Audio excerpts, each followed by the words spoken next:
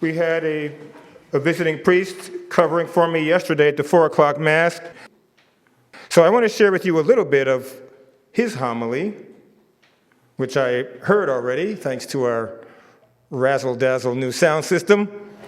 An idea he had heard from someone else, another priest, that it seems like in a lot of paintings or drawings or other visual representations of the Ascension, Jesus is looking up.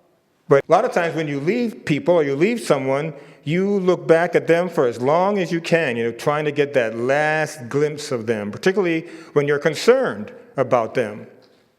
So why don't we see Jesus looking down and looking at the apostles, trying to get one last glimpse of them? Well, and as I listened to the recording, I thought, I have this gut instinct from my memory that our bulletin image of the Ascension shows Jesus looking down. So I invite you to look at your bulletin if you grabbed one on your way in.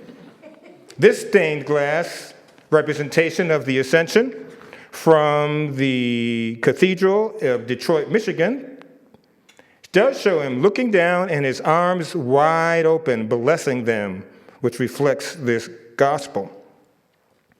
And I encourage us to capture that image, that though Jesus is not with us physically, he's still looking upon us, and his arms are wide open to bless us, and in the symbolism of his arms being open, that he and the Father giving us the Holy Spirit, continually pouring out their Holy Spirit for us and to us, to fulfill the promise of the Father that Jesus speaks of in this gospel and in the reading from the book of Acts, which were both have their roots in Luke the evangelist, as Luke was pivoting to continue the story of Jesus with the story of the church. And that story continues with us. That promise of the Holy Spirit continues with us. It's not just something that ended when all the apostles died or in the early church.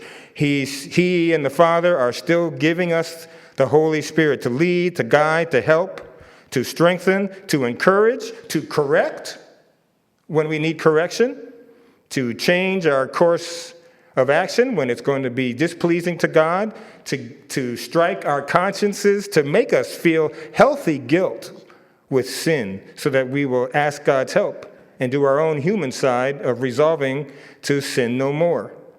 So I want to just emphasize, as I did last week, for those of you who were here last weekend, I hope you remember, just a week later, the homily I gave for little Jaden's baptism. I shared 2 stories about the way the Holy Spirit worked in my life as an example of what he can do and will do and has been doing for all Christians, for any Christians. Everybody sitting here, you can have experiences of fun, as I said in the title for these homilies from last week, fun and real stories of the Holy Spirit. But if I'm not going to ask you this, but if any of you have listened to last week's homily recording, I beg your bearing with me as I tell a story that I added to the audio. So after I already had the audio ready to give to the parishioner who helps me get them posted, something happened on Monday, the 26th, Memorial Day. I want to now tell you about it in case you didn't hear it yet. So here I was poised to post to the podcast these real and fun stories of the Holy Spirit, both of which had happened to me many years ago. But then Monday, the Lord's up to it again. So Monday being a holiday, one of the parishes nearby where I live in North Portland, Holy Rosary, down near Lloyd Center, on Monday holidays, they changed their schedule. From normally they have a noon Mass, and they have confession starting at 10 and then Mass at noon. And almost every day of the week, the parking lot is pretty full and the church is full. So I didn't know about their time change on holidays a couple of years ago. So this is important background for what happened on Monday. A couple of years ago, I didn't know they changed the time of their Mass on Monday holidays. So I went down there and drive up at 10 to noon, 11:50, expecting a full parking lot, and it was delightfully almost empty. But nothing. I just thought, well, this is nice. This is providential of God to have no parking space problems. So as I pulled up, and I was in civilian clothes, so as I pulled up, I saw people standing by one of the doors, a whole group of people peering down and bending and looking at something. And one of those people came up to me and said, you might as well turn around and go back. They changed their Mass schedule for Monday holidays. They had Mass at 10. They're not going to have Mass at noon. So I was about to back out, and I thought, wait, I'm a priest. I can say Mass, right? And so I got out, and the sacristan was still there from their 10 o'clock Mass and some other people. And I know the rector or the pastor at Holy Rosary, Father Peter is his name. So I said to them, is Father Peter around? Is he in his room? Call him and tell him there are people here who didn't know about the time change, including Father Chuck. And I could stay and say Mass. So he said, sure. Like, why not? So they did that. They reopened the church. People stayed who had come. We had a great time celebrating Mass. So fast forward to this past Monday. Now I'm savvy, right? I've got their schedule down. 10 o'clock. So I had reasons to try to decide between going to their 10 o'clock Mass or going to the noon Mass at University of Portland, which is also nearby. And I won't go on the details of that, why I had to decide between the two. But it was about 9:15 in my house, which is about 15 minutes away at most from Holy Rosary. So I'm trying to decide what I should do. So I thought, well, I should pray. I'm a Christian. I should pray. I have God's help with the Holy Spirit. I should ask God. So I did. And this is literally what I said. Lord, do you have an opinion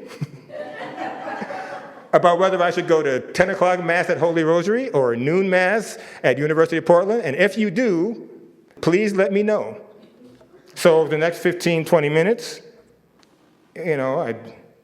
angels didn't appear out of the sky. But everything in me, just my inclination and my emotions, if you want to, everything in me was inclining me to go to Holy Rosary for the 10 o'clock Mass. And I thought, okay, I'm going to take this as the Lord, the Holy Spirit, leading, guiding, nudging, prompting. So I go to their 10 o'clock Mass. I got there at about 8 minutes of 10. Got into the church, sat down, was praying, preparing for Mass. And I didn't have a watch or my phone. And it certainly felt like more than 8 minutes had gone by. And the altar server comes out and does a few things and goes back in. More people come into church for Mass. So finally I said to somebody else in another pew, do you know what time it is? And she said, she pointed to a clock in the church. And it was almost 10 after. So I had already sitting there, I thought, I wonder if something's going wrong. So I got up and went into the sacristy and said, is there a problem? And they said the priest didn't show up. Maybe he forgot about the time change, schedule change, right? The priest didn't show up for Mass. And they had called the pastor, who still is Father Peter. He couldn't do it, but he was apparently trying to scramble to find somebody to get there from somewhere to say Mass. So I said, let me call him. So I called him from the sacristy phone. So he was expecting it to be the sacristan. I could tell when he answered. He says, hello, this is Father Peter. I said, hi, Peter, this is Father Chuck. I'm here. I can say Mass. So he said that would be a tremendous, favor and help for us. So I did. I got ready, and people were there. And I'm just asserting, it's clear to me that was just not coincidence. It was just not happenstance. It was me submitting myself to God to say, Lord, if you have an opinion, right? If you care which one I go to, please let me know. And the sense I had, the inclination growing to go to 10 o'clock Mass, I assert pretty confidently, was clearly God wanting to take care of those people to make sure Mass would happen at Holy Rosary on Memorial Day at 10 o'clock. And that sort of thing can be true for us. You can have the guidance, the help, the prompting, the nudging, the inclining of the Holy Spirit active in your life as well as anybody else. If you're conscious of it, if you're willing to surrender to the Lord and give yourself to God and say, Lord, do what you want with me. Lead me and guide me in little small details of life, like which mass to go to, or huge important decisions, like where to go to college, for instance, as I shared last week. So I invite us all to know that Jesus is looking at us as he was looking at the apostles, at least in the stained glass window at the Cathedral of Detroit, looking down upon them in the Ascension with his arms wide open to bless them and give them the Holy Spirit. So he is doing with all of us. And he invites you to ask for those kinds of power and workings of the Holy Spirit in your life, in your family, if you're working, in your workplace, if you're a student, in your school, among your friends, wherever you go.